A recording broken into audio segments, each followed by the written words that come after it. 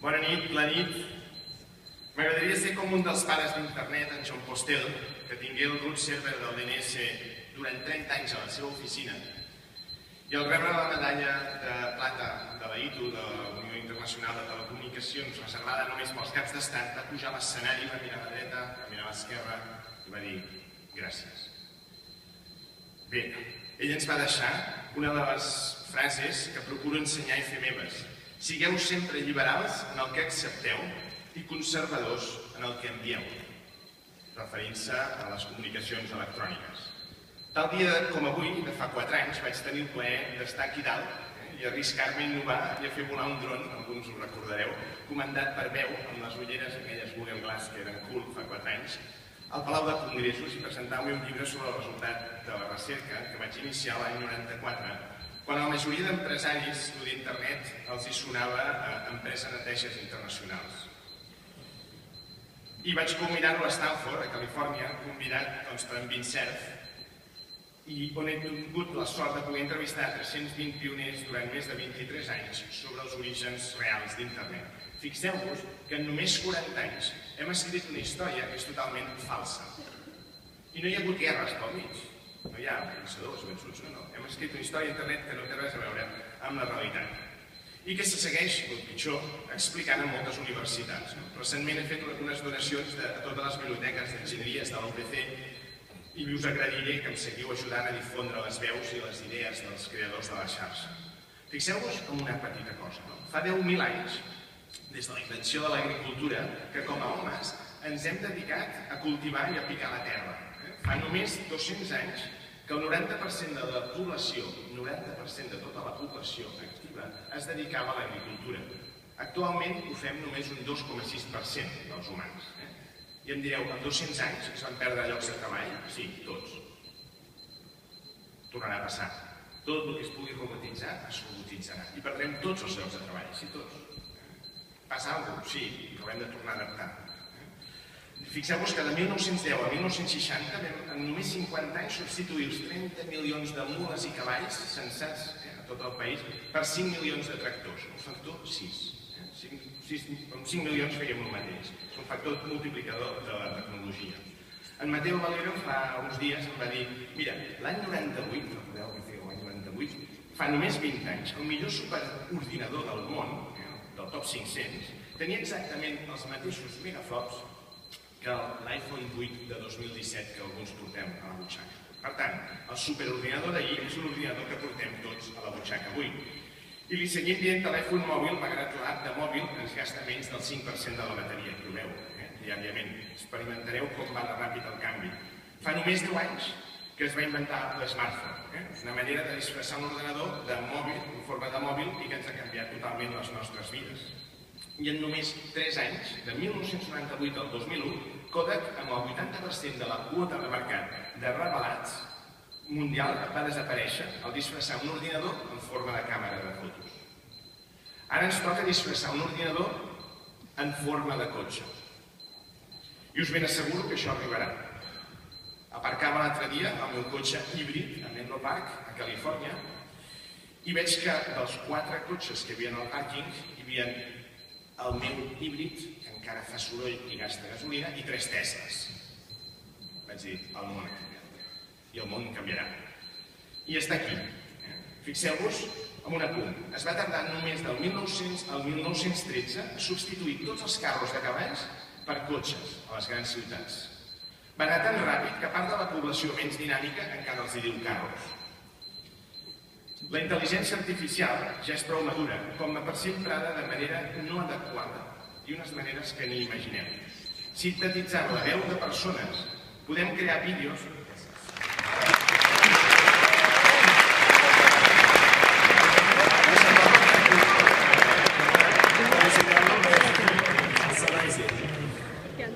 Doncs us deia que aquesta intel·ligència artificial, aquesta de real, a veure qui podia desenxufar el vídeo aquest, doncs fixeu-vos que es pot començar a fer servir de maneres que ni pensem, no? Imagineu-vos que podem sintetitzar veus, i això jo ho he vist, de persones, i podem crear vídeos de personatges públics fent-los dir el que vulguem. Com a enginyers i persones que fem canviar la societat, ens cal també advertir a la gent i estar nosaltres mateixos ben amatents. Entenc que tots heu creat alertes amb el vostre DNI personal, el vostre e-mail i el vostre nom, per conèixer quan i on les vostres dades sensibles i personals són accedides i fetes servir sense el vostre consentiment. Si no ho heu fet, feu-ho avui a l'arribar a casa. O sistemes com el Dashlane, que ens permet saber quan ens craquegen les passwords d'un determinat servei. No es tracta de ser porucs, sinó de previnguts. Com a ciutadans cal que ens defensem. Per acabar, dir-vos que juntament amb el meu germà, el doctor Joaquim Josep Beà, víctima d'un terrible càncer, a les dures nits d'hospital vam començar aquell llibre que tots els enginyers, siguem telecos, informàtics, industrials, voldríem que existís. Un llibre de solucions concretes i pràctiques a totes aquelles preguntes que ens fa el cunyat. No cal que us expliqui. Que malgrat ell en sap molt més que nosaltres, no té ni idea de com solucionar. En vam recollir unes 200, que són les que amb més freqüència tothom es pregunta en algun moment. Com guardar el núvol, els contactes del mòbil, quan el perdo, no sé, com guardar un disc dur extern en cas d'inundació o que es cremi la casa, i tens tot el teu patrimoni fotogràfic digital i hi perds molt. I bueno, li regales aquest llibre i et quedes ben tranquil. Ha sigut un llibre acabat i fet cooperativament preguntant a milers de persones i l'editorial ha titulat Tecnologia per andar por casa, és per mestressos de casa.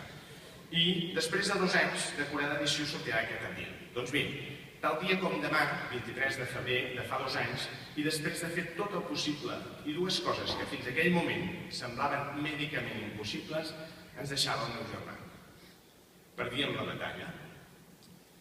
Primer, fou el meu cosí, en Jordi, amb 37 anys. El meu germà Joaquim, amb 57. La meva mare, amb 77. A casa hem perdut totes les batalles contra el càncer, però no la guerra. Pel que he posat en marxa,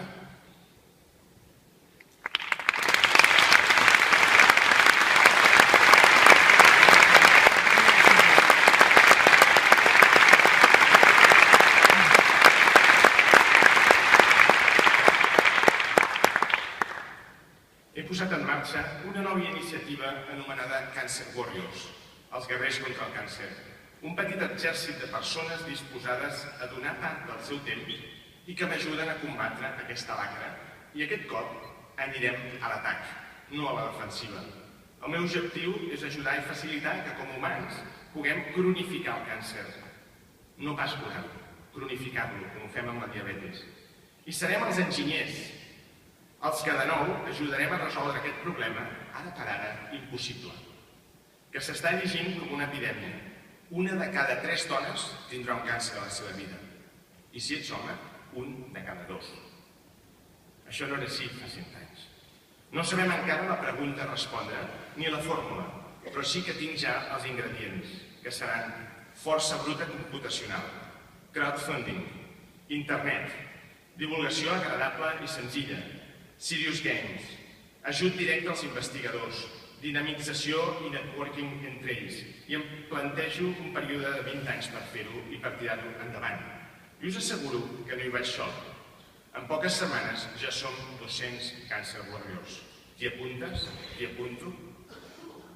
Vull donar les gràcies molt especialment al jurat, a l'Associació d'Enginyers de Telecos, els meus grans amics enginyers de Telecos, jo aquí hi sento com a casa, al Col·legi d'Informàtica, per aquest gran reconeixement que, com veieu, aprofito per fer públic aquest nou projecte, que està mogut pel factor tecnològic transformador més potent que existeix a la Terra, l'amor als altres.